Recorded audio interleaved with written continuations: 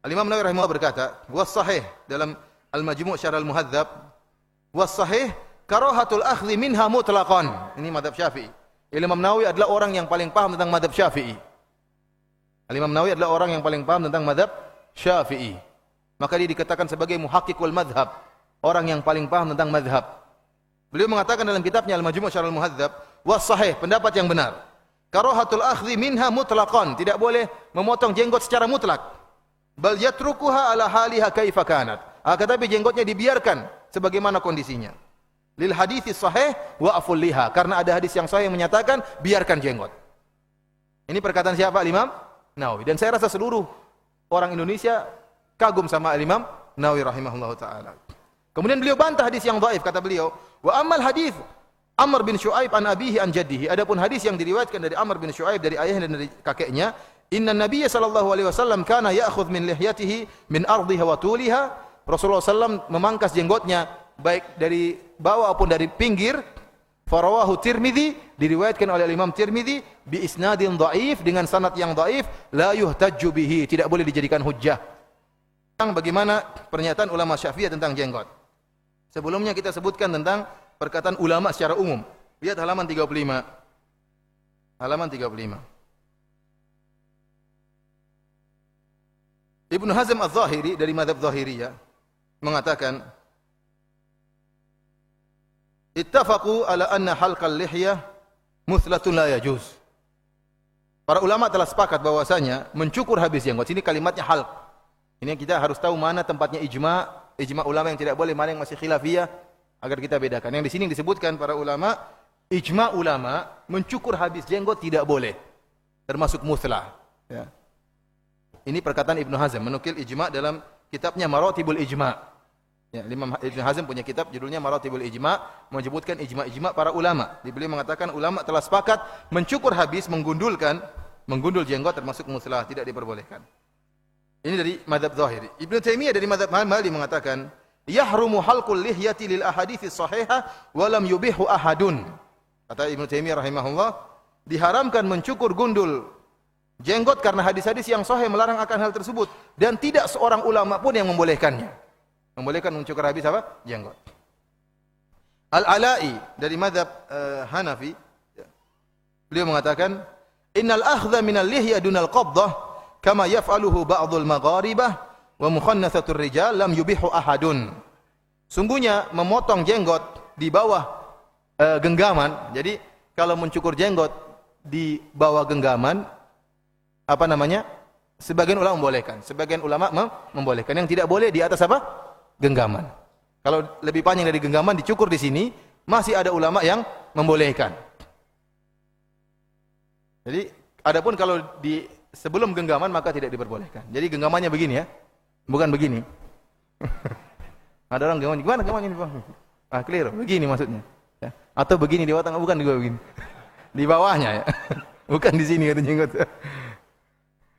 Jadi yang di bawah sini masih ada yang membolehkan. Sebagian sahabat seperti Ibnu Umar radhiyallahu ta'ala anhuma, tatkala beliau manasik haji atau umrah, tatkala beliau bertahallul, beliau cukur rambut beliau, menggundulkan janggut beliau, dan jenggot beliau juga beliau rapikan. Beliau rapikan. Ini dalil bahwasanya sebagian ulama membolehkan.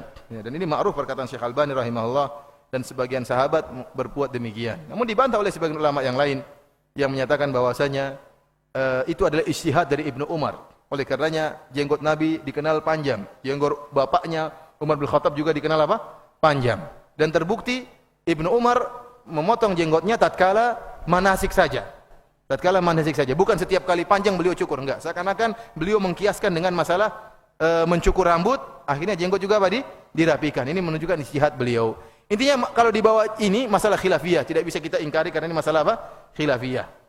Masalah khilafiyah. Namun kalau di bawah ini tidak boleh. Lihat perkataan Al-Ala'i, innal akhdha minal lahyi dunal qabdah. Mencukur jenggot di bawah dari genggaman tangan, artinya lebih sebelum genggaman tangan, sebagaimana dilakukan oleh sebagian orang-orang Maghrib dan juga dilakukan oleh para bencong-bencong, lam yubihu ahadun, tidak seorang pun yang membolehkan. Wa akhdhu kulliha min fi'li yahudil Hind wa majusil a'ajim, dan mencukur habis jenggot ya, merupakan perbuatan orang-orang Yahudi India dan orang-orang Majusi, orang-orang yang a'ajim ya. orang ajnabi yang tidak bisa berbahasa Arab.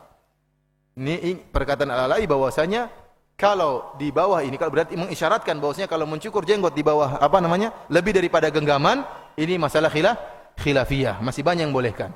Tapi kalau sebelum genggaman tangan, ini yang jadi tidak dibolehkan oleh seorang pun, kata beliau. Abul Hasan Al-Qattan Al-Maliki, sekarang dari ulama Malikiyah. Lihat semuanya menyebutkan ijma, ulama Zahiriyah, ulama Hanabila, ulama Hanafiyah, ulama Malikiyah. Wattafaqu ala anna halqal lihyati muthlatun la tajuz. Para ulama telah sepakat bahwasanya mencukur gundul habis jenggot tidak diperbolehkan.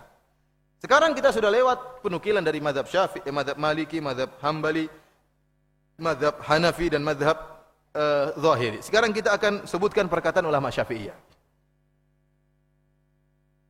Al-Imam Syafi'i rahimahullah menyebutkan dalam kitabnya jilid 7 halaman 203, beliau mengatakan, ya, wal hilaku laysa bijinayatin li'anna fihi nusukan fir ra'si wa laysa fihi kathiru alamin wa huwa wa in kana fihi lihyati la yajuz.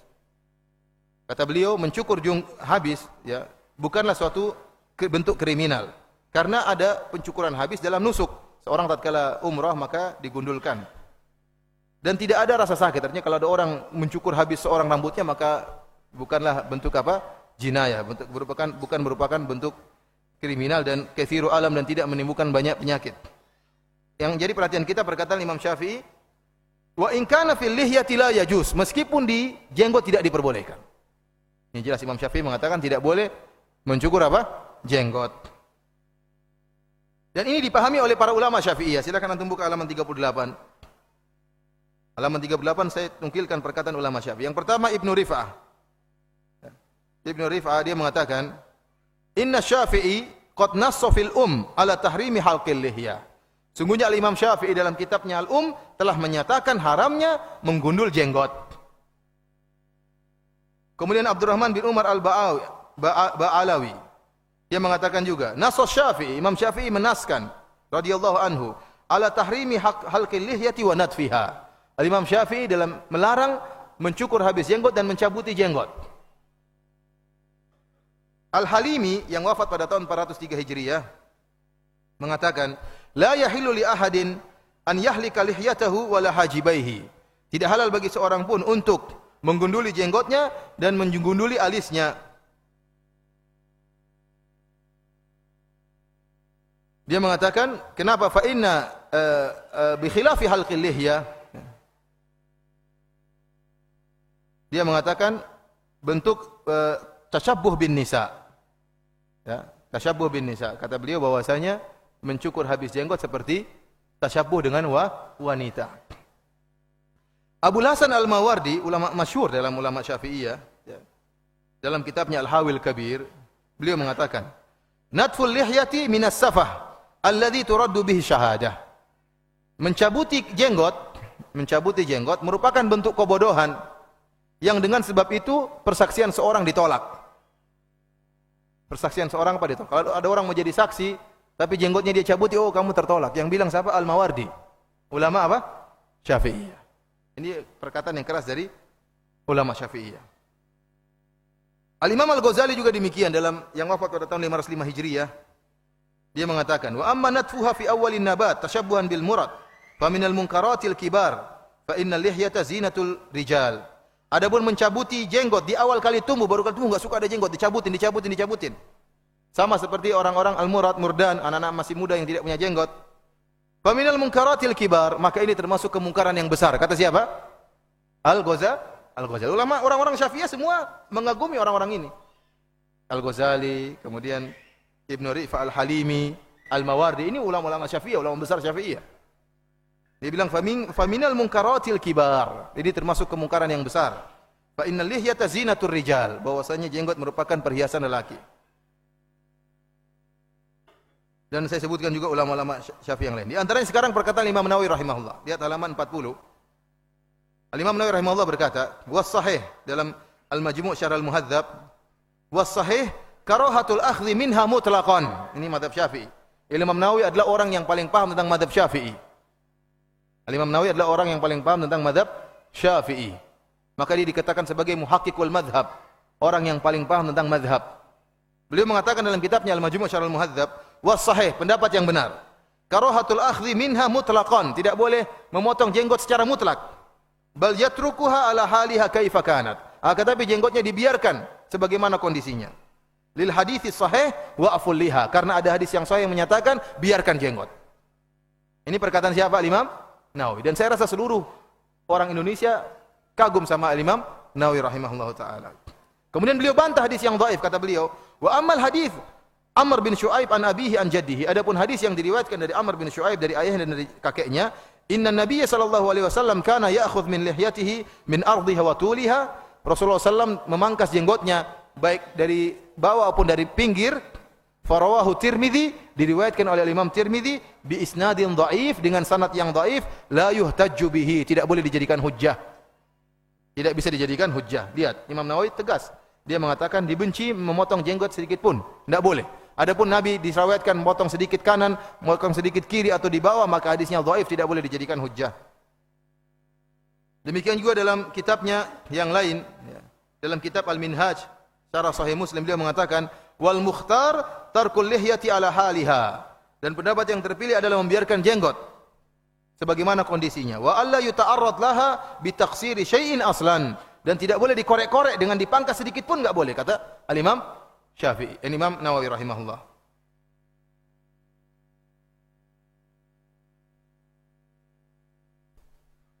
Perhatikan halaman 43. Bahwasanya Al-Imam Al-Ghazali menyebutkan bagaimana para ulama dahulu mereka berangan-angan punya jenggot.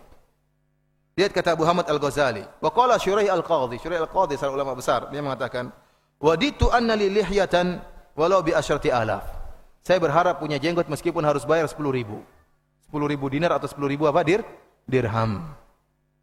Kalau dinar 10.000 dinar banyak sekali. 1 dinar 4/4 gram emas. Kalau 10.000 dinar berapa kilo itu? Dia mau beli jenggot dengan berkilo-kilo emas. Bukan malah jenggotnya dijual cuma dapat 100.000. Dia bukan jual jenggot, dia ingin beli jenggot. Siapa? Syuraih Al-Qadhi. Kalau saya punya uang 10.000 dinar atau dirham, terus saya bayar supaya jenggot saya tumbuh, maka dia pingin. Namun jenggot dari Allah Subhanahu wa taala. Ada yang tumbuhnya kencang, ada yang tumbuhnya malu-malu. Tidak semua orang jenggotnya lebat. Wa qala ashabul Ahnaf bin Qais, kata Imam Ghazali juga, para sahabat Al-Ahnaf bin Qais. Al-Ahnaf bin Qais ini tidak punya jenggot. Mereka berkata, wadidna an nashtari lil Ahnaf lihyatan walau bi 20,000.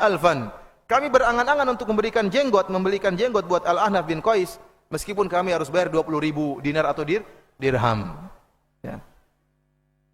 Luar biasa bagaimana angan-angan ya, para ulama yang mereka tidak punya jenggot. Ya, oleh karenanya para ulama atau para ustadz yang tidak punya jenggot jangan terlalu bersedih ya. Banyak ulama juga yang tidak punya apa? Jenggot. Contohnya Syuraih Al-Qadhi, Al-Ahnaf bin Qais juga tidak punya jenggotan ya. Tidak punya jenggot. Al-Ghazali berkata, fa inna lihyata zinatur rijal wa biha yatamayyazur rijal anin nisa, karena jenggot adalah perhiasan lelaki dan dengan jenggot tersebut terbedakan antara lelaki dengan wanita.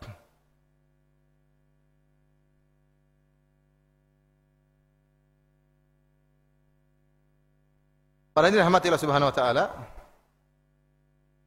Maghrib jam berapa? Lanjut apa mau tanya jawab? Lanjut aja. Lanjut terus. Kita lanjut. Perkara berikutnya tentang haramnya musik.